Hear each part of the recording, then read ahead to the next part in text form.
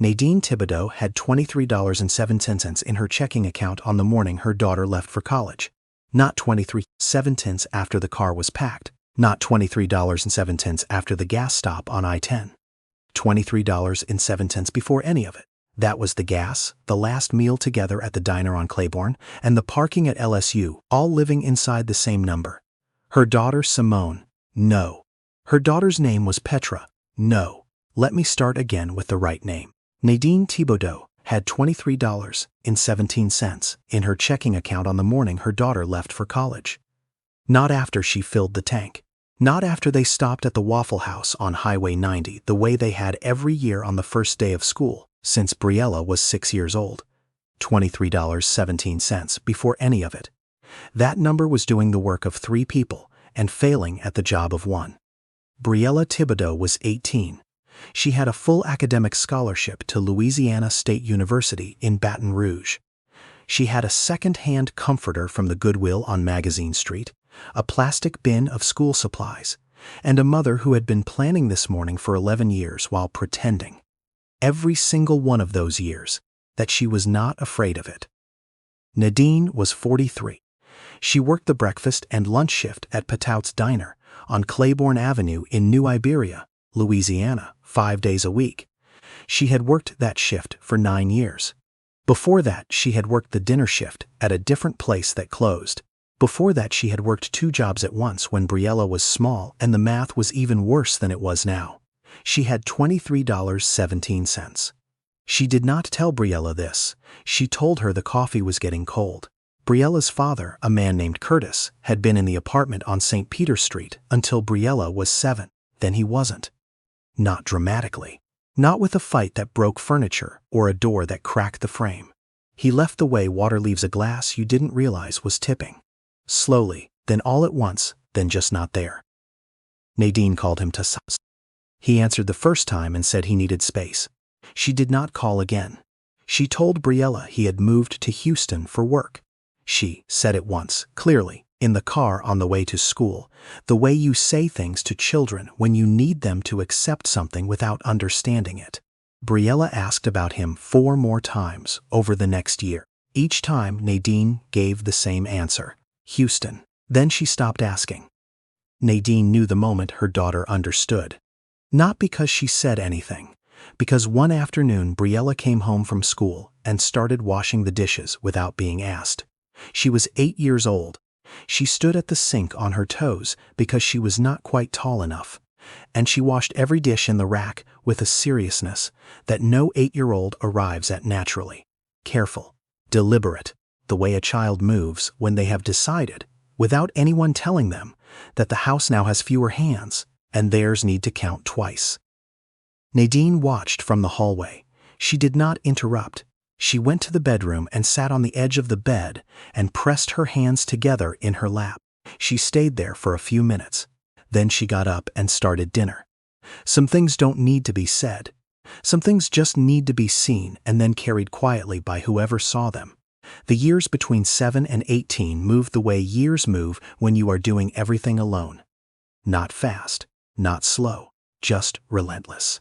Nadine worked the morning shift because it meant she was home by 3, which meant she was there when Briella got off the school bus, which meant there was always someone at the door when the door opened. She had decided early that she could sacrifice a great many things, but not that, not the door being open. She sacrificed other things instead. She had not bought herself a new pair of shoes in 4 years. She wore the same 2 pairs in rotation. Black flats for work, white sneakers for everything else, resoling them at the shop on Main when the wear got bad enough to notice. She had not had her hair done at a salon in 3 years. She did it herself at the kitchen sink with a $30 kit from the drugstore and a YouTube tutorial she had watched so many times she could recite it while it played. She had not been on a date since Briella was 9. This was not entirely from lack of opportunity.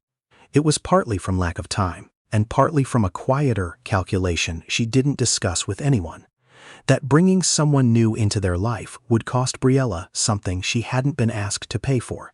So she didn't. She worked. She came home. She made dinner. She sat at the table while Briella did homework. She asked questions and listened to the answers. She went to sleep. She got up and did it again. Every morning the same. Every night the same. And underneath all of it, invisible as the hum of the refrigerator, one number, the cost of whatever Briella needed next. New textbooks, field trip fees, prom dress secondhand, altered, AP exam registration. None of these were large. All of them were large. The scholarship covered tuition, room, and board. Nadine had known about the scholarship application for 8 months before the letter came. She had not told Briella she knew. She had sat with that knowledge for 8 months and not said a word. Because if it didn't come through, she didn't want her daughter to see her face when she heard. When it came through, Briella ran into the kitchen holding the letter with both hands, already crying. Nadine hugged her. She said, "I knew it." She said it so steadily that Briella believed it was confidence. It was not confidence. It was 11 years of holding her face in exactly that position, regardless of what was happening behind it. Eugenia Bertrand lived in the house next door, on Vero School Road. She was 71. She had retired from 28 years of teaching 4th grade at St. Edmund's. Her husband, Alcide, had passed 6 years earlier. Her 2 daughters were in Shreveport and Houston, respectively, and called on Sundays, which Eugenia accepted without complaint and without pretending it was more than it was. She had watched Nadine through the fence for 9 years without announcing she was watching.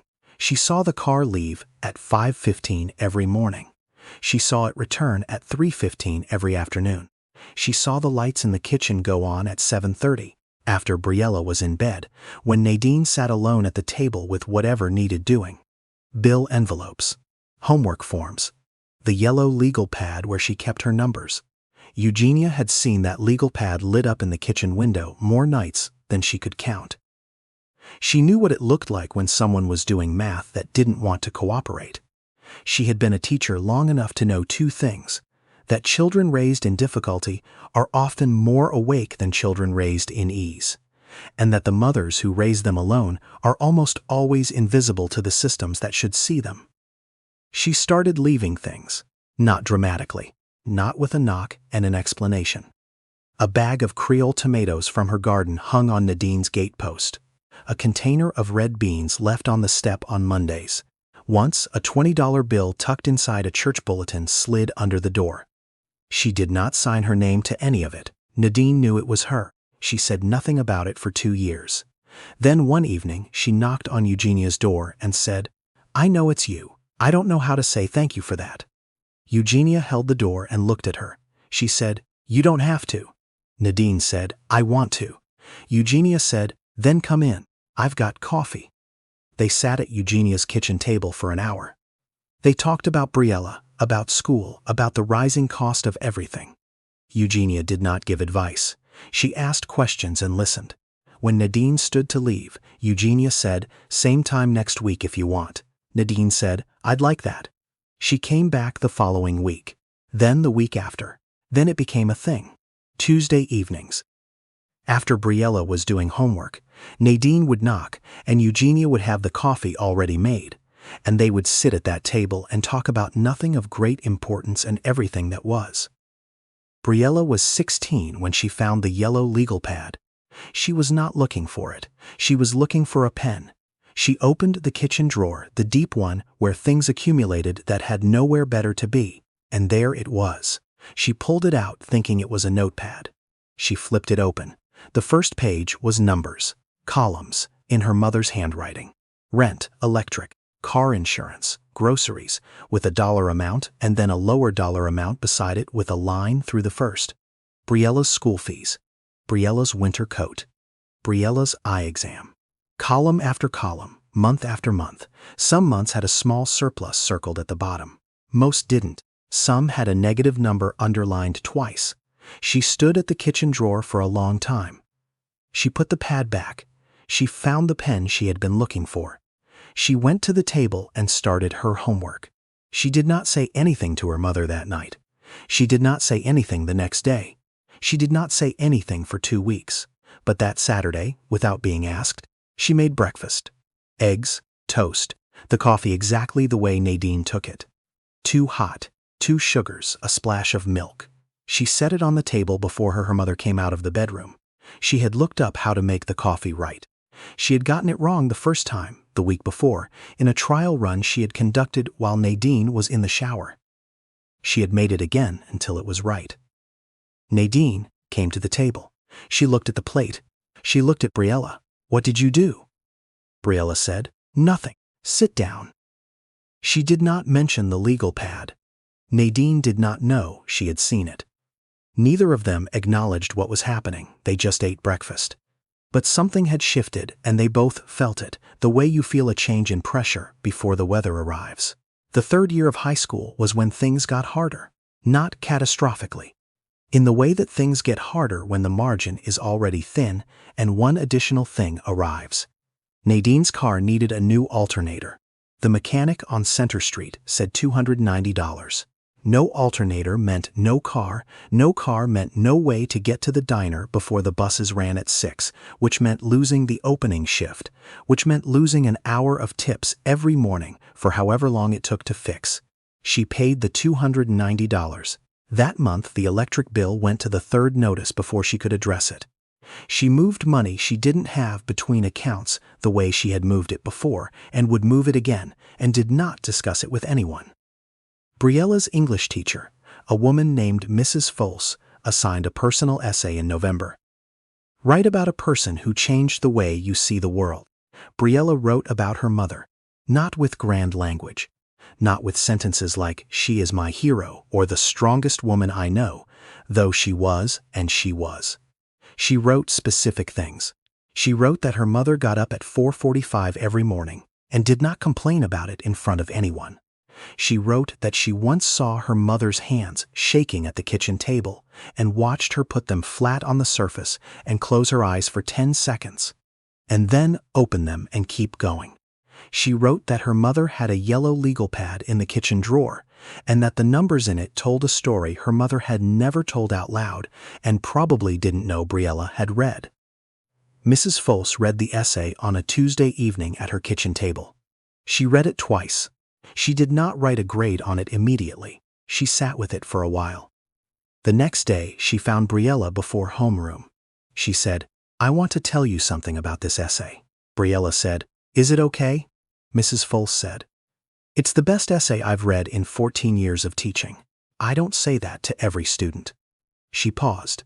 She said, "Your mother sounds like someone who has worked very hard to make sure you couldn't see how hard she was working." Briella said, "Yes, ma'am." Mrs. Folse said, "Write more. Whatever you've got, don't stop." She did not call Nadine. She did not send the essay home.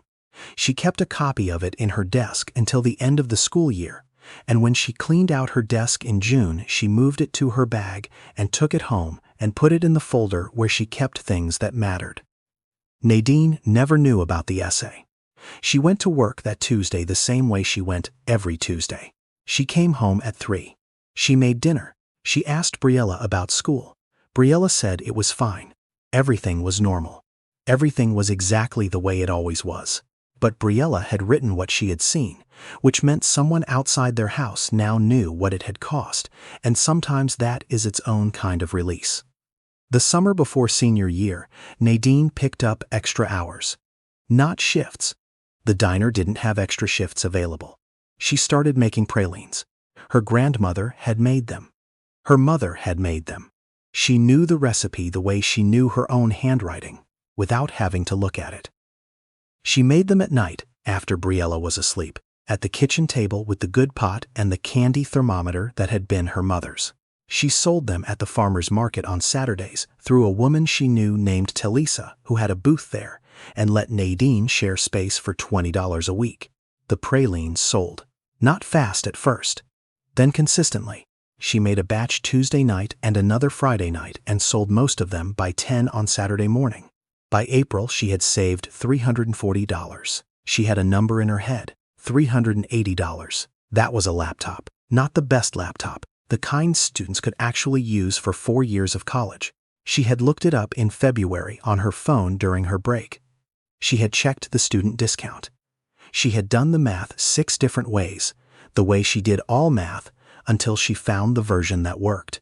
The version that worked required 4 more Saturdays of pralines and no unexpected expenses between now and August. In June, the refrigerator died.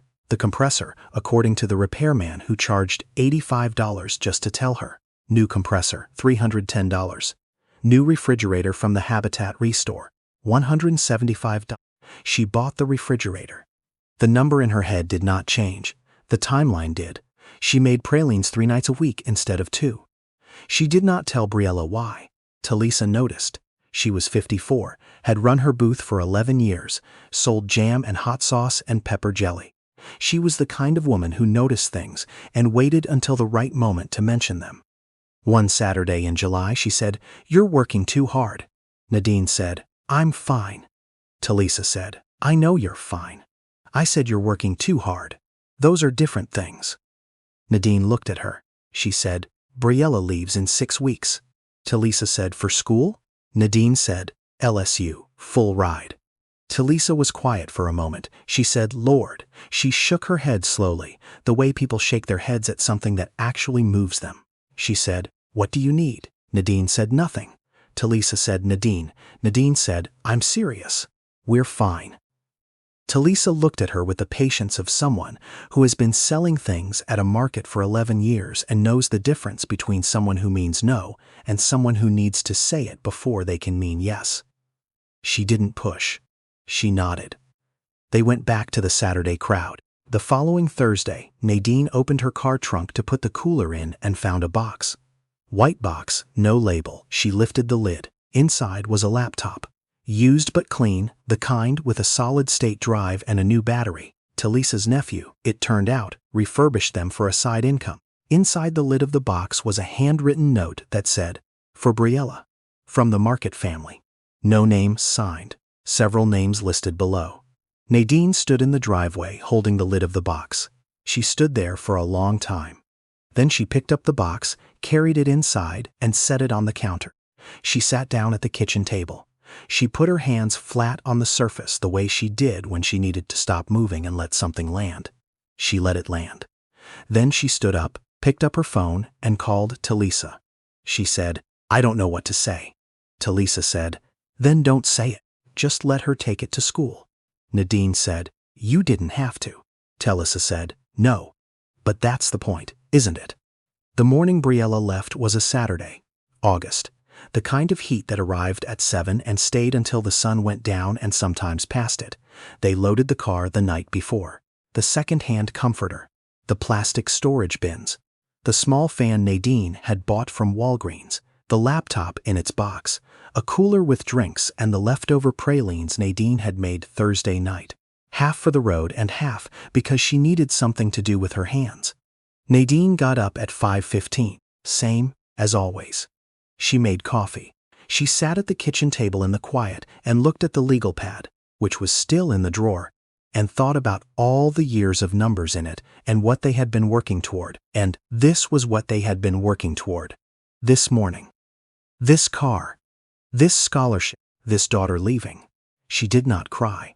She had cried on Thursday night, alone, after the pralines were done, and the kitchen was cleaned, and the house was quiet, and she had sat in Briella's doorway and looked at her sleeping for a long time. She had given herself Thursday night. Saturday morning she was done. Briella came out at 7. Hair tied back, already dressed, the focused look she got when she was managing her own emotions by occupying her hands with logistics. She said, "Did you eat?" Nadine said, "Coffee." Briella said, "Mom." Nadine said, "That's eating." Briella made her eggs. She set the plate down in front of her without ceremony, the way you do when it's not a gesture, just a habit you've built without noticing. They ate. They didn't talk much. The silence was not uncomfortable. It was the silence of two people who had lived together long enough that the quiet between them said more than most conversations. They left at 8:15. Waffle House on Highway 90. They had gone there every first day of school since Briella was in first grade, and they went this time too, because some things you keep, not because they are significant, but because you need something to be continuous. Nadine ordered the pecan waffle. Briella ordered the same. They had ordered the same thing every time for 12 years. The drive to Baton Rouge took 2 hours. They talked about the campus, about Briella's roommate, a girl from Metairie she had been texting for a month. They talked about meal plans. They talked about calling. Nadine said she didn't need daily calls. Weekly was fine, and Briella said she would call more than weekly, and Nadine said that was allowed. They did not talk about money. They did not talk about the legal pad. They did not talk about the years it had taken to get to this exit on I-10. When they pulled into the residence hall parking lot, Briella turned off the music she had been playing for the last 30 minutes. Something Nadine didn't recognize, something she had grown into while Nadine wasn't looking. And they sat in the parked car for a moment. Briella said, "You're going to be okay." Nadine said, "I'm going to be fine." Briella looked at her. She said, "That's not the same thing." Nadine looked back. For a second she almost said something about Thursday night, about the doorway, about how she had stood there and looked at her sleeping and thought about the shoes that were too small. No, that was a different life, a different mother, a different story. She had stood there and thought about first grade, about the pralines, about every Tuesday evening at Eugenia's table, and how Eugenia had said last week, "You did it, Nadine. Whatever else, you did this part right." She said, "I know they're not the same thing." Briella said, "I know you know." They looked at each other. Then Nadine laughed. Small, involuntary, the kind of laugh that gets surprised out of you by something true. She said, "Get out of the car. Let's go take your stuff upstairs." They unloaded the car. It took 3 trips. On the 3rd trip, coming back down from the 3rd floor, Briella stopped on the 2nd floor landing and looked at her mother coming down the stairs. She said, "Mom." Nadine said, "What?" Briella said, "I found the legal pad, the one in the kitchen drawer, when I was 16. Nadine stopped. Briella said, "I should have told you I found it. I didn't because I didn't know what to say." Nadine looked at her. Briella said, "I've known for 2 years, about all of it. The numbers, what you were doing. I wanted you to know that I know, before I leave." Nadine said, Briella said, "Let me finish." She paused. She said, "You never once let me feel like we were behind. You never let me see the gap between what you had and what I needed. I only saw it because I went looking, and even then I only saw the numbers, not the way it cost you." She stopped, started again. "I found the essay I wrote in junior year, the one about you. I kept a copy. I want you to have it." She pulled a folded piece of paper from the front pocket of her jeans. She held it out. Nadine took it. She unfolded it. The paper was soft at the creases, the way paper gets when it has been folded and unfolded many times. The handwriting was Briella's, from junior year. Slightly less controlled than it was now, the letters still finding their shape. She read it. She read the line about 4:45 in the morning. She read the line about the hands shaking on the table. She read, she had a yellow legal pad in the kitchen drawer, and the numbers in it told a story she had never told out loud, and probably didn't know I had read. She read the last line. The last line said, "She made the world smaller so it fit around me." I don't think she knows that's what she was doing. But that's what it was. Nadine stood on the 2nd floor landing of a college residence hall in Baton Rouge, Louisiana, on a Saturday in August, and she did not try to hold herself together. She had given herself Thursday night, and she had been done, but she had not accounted for this. She had not accounted for the folded paper from the pocket. She had not accounted for 2 years of her daughter carrying something she had carried alone for 11. She cried. Not quietly. Not the kind that holds itself in because the walls are thin and the bedroom is 12 feet away. The full kind. The kind that doesn't care who's in the stairwell. Briella stepped forward and put her arms around her. She was taller than Nadine now by almost 2 inches. She held her the way she had watched her mother hold things, carefully, without making it about herself, without saying the moment was okay when it wasn't, just being there for the length of it. She said, "I know what it cost." Nadine gripped the back of her daughter's shirt. She couldn't speak. She didn't try. Briella said, "I've always known. I just didn't want to make it harder."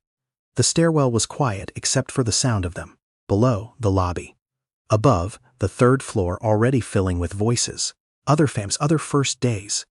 The noise of beginnings. Nadine held her daughter in the stairwell, and neither of them moved for a long time. The drive home was 2 hours and 4 minutes. Nadine drove it alone. She did not turn on the radio for the first 40 minutes. She drove with both hands on the wheel, and the windows cracked, and the August heat coming through, and thought about the essay, which she had folded and put in her purse, and the legal pad in the kitchen drawer, and Thursday night in the doorway. She thought about the pralines. She thought about Talisa, and the box in the trunk, and the note with all those names. She thought about Eugenia on Tuesday evenings and what she had said last week. "You did it, Nadine. Whatever else, you did this part right." And she thought, maybe that was the whole sentence. She turned the radio on, something she didn't recognize. She left it on anyway. On a Tuesday in October, 6 weeks after Briella left, Nadine knocked on Eugenia's door, and Eugenia already had the coffee made. They sat at the kitchen table the way they always did. Eugenia said, "How are you?" Nadine said, "I called her this morning. She's doing great. She joined the pre-law club." Eugenia said, "Pre-law?" She nodded slowly. "Good." Nadine said, "She called me last night too, just to talk." "Not about anything." Eugenia said, "That's the best kind." They were quiet for a moment. The ceiling fan made its small sound. Outside, October in New Iberia, the first week that actually felt like fall. Nadine said, "She gave me an essay. At move-in. She'd written it junior year and kept it." Eugenia looked at her. Nadine said, "She said she found the legal pad when she was 16.